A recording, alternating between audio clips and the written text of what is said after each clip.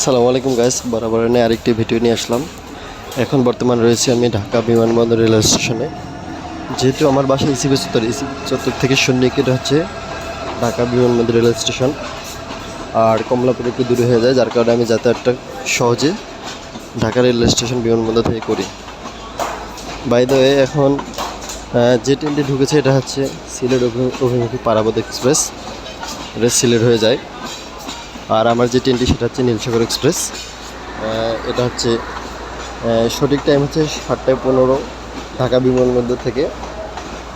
যেহেতু আজকে একটু লেট হয়ে গিয়েছে সম্ভবত, ওই ট্রেনটি একটু লেটে ঢুকবে। অবসর কামের সময় কাটানোর জন্য আমি একটু হচ্ছে এই ট্রেনটির ফুটেজ নিয়ে নিলাম।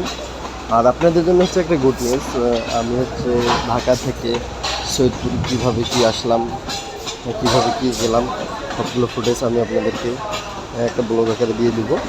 অবশ্যই আপনারা আমার সেই ব্লগটি দেখবেন আর আমার পাশে থাকবেন।